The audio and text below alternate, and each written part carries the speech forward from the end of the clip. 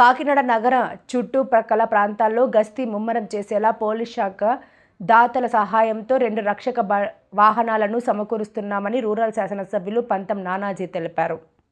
కాకినాడ గుడారిగుంట పంతం నానాజీ నివాసం వద్ద స్వచ్ఛ భారత్ మిషన్ ద్వారా 10,37,000తో కొవ్వాడ పంచాయతీకి ఓఎన్జీసీ ద్వారా 10,37,000తో వాకలపూడి పంచాయతీకి మొత్తం 2 ట్రాక్టర్లను సమకూర్చామన్నారు. గ్రామ పంచాయతీలో డంపింగ్ యార్డులు అందుబాటులో లేకపోవడంతో ట్రాక్టర్లతో చెత్తను తరలిస్తున్నామన్నారు. ఈ కార్యక్రమంలో ఎంపీడీఓ పి సతీష్, వాకలపూడి పంచాయతీ కార్యదర్శి పాండు, రంగారావు, జనసేన నాయకులు పుల్లా శ్రీరాములు, వీర మహిళలు, హేమ తదితరులు పాల్గొన్నారు.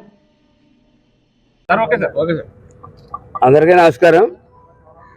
ఈరోజు కొవ్వాడ పంచాయతీ అలాగే వలసపాకల పంచాయతీ, వాకలపూడి పంచాయతీకి 2 పంచాయతీలకి కూడా ఇవాళ 2 ట్రాక్టర్లు గార్బేజ్ తీయడానికి 2 ట్రాక్టర్లు పెట్టడం జరిగింది. ఒకటి స్వచ్ఛ భారత్ మిషన్ ద్వారా 10,37,000 తోటి, అలాగే ఇంకోటి ఓఎన్జీసీ సౌజన్యంతో 10,37,000కి 2 ట్రాక్టర్లు. డంప్ యార్డులు పెట్టుకోవడానికి ప్లేస్ లేకపోవడం, 15th ఫైనాన్స్ నిధులు కొరత వల్ల ఏదైతే ఎలక్షన్లు జరగకపోవడం వల్ల పెద్ద పంచాయతీ వాకలపూడి పంచాయతీకి ఎలక్షన్లు అది జరగకపోవడం, కోర్టుల్లో ఇవి వేయడం వల్ల దాని మీద తగిన చర్యలు తీసుకుంటున్నాం.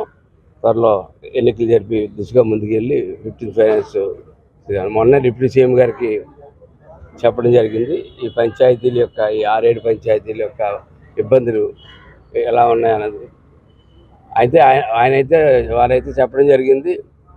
15th ఫైనాన్స్ విషయంలో ఎన్నికలు జరగకుండా ఇవ్వడం అన్నది ఇచ్చే ప్రసక్తి లేదని కేంద్ర ప్రభుత్వం దాని మీద చాలా ఖచ్చితంగా ఉన్నారు. కానీ దాన్ని అదర్ వేలో కాంపెన్సేట్ చేస్తానని చెప్పి ఆయన మాట ఇవ్వడం జరిగింది.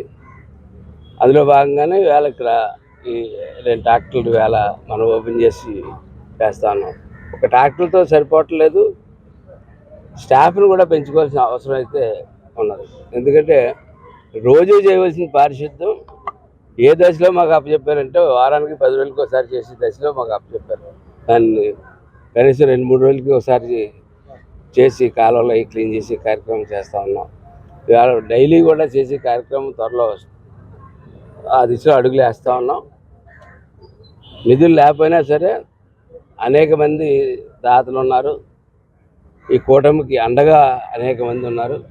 కాబట్టి అనేక రకాలుగా స్పాన్సర్షిప్లతో మేము ఈ ప్రభుత్వాన్ని, ఈ గ్రామ ప్రభుత్వాన్ని, సచివాలయాన్ని నడుపుకుని వెళ్తామని చెప్పి తెలియజేస్తా ఉన్నాం. అదే ఈ వారంలో ల్యాండ్ ఆర్డర్ సిచ్యువేషన్ను కంట్రోల్ చేయడానికి కూడా ఈ గంజాయి ఈ బాగా పెంచి పోషించి వెళ్ళిపోయారు. దాని గురించి మొన్న ఎంపీ గారు కూడా 4 రక్షకులు ఇచ్చారు. మన సతీష్ గారితో మాట్లాడాను, ఆయన కూడా 2 రక్షకులు ఏర్పాటు చేస్తా అన్నారు, రాజ్యసభ ఎంపీ గారు. అలాగే మనం కూడా ఎవరు జమినీ వారికి ఇంకొకటి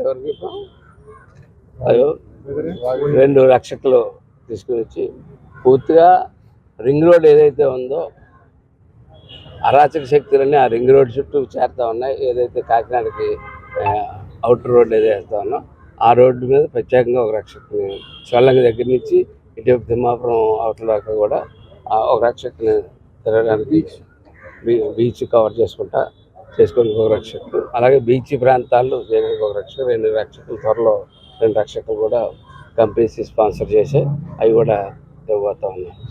ప్రతి అడుగుని ఏది అవసరం, ప్రజలకు ఏది అవసరం అన్నది చూసుకుంటాం. మేము కానీ, మా కూటమి నాయకులు కానీ, మా జన సైనికులు కానీ, ఇతర ఆఫీసర్స్ కానీ ప్రతి ఒక్కరు కూడా చాలా నిబద్ధతతో పనిచేస్తూ ఉన్నారు. ఖచ్చితంగా ఈ కాకినాడ రూరల్కి మంచి రూపురేఖలు తీసుకొస్తామని చెప్పి త్వరలో కొన్ని మంచి కార్యక్రమాలు మొదలుపెట్టబోతా ఉన్నాం. అవి కూడా మొదలుపెట్టి మంచి రూపురేఖలు తీసుకొచ్చి కాకినాడ పారిశుద్ధ్యానికి కానీ, మంచినీరుకి కానీ, రోడ్లకు కానీ ఏదైతే మౌలిక సదుపాయాలు ఉన్నాయో ఆ మౌలిక సదుపాయాల్లో ఏ రకమైన ఇబ్బంది ప్రజలకు కలగడం అని చెప్తే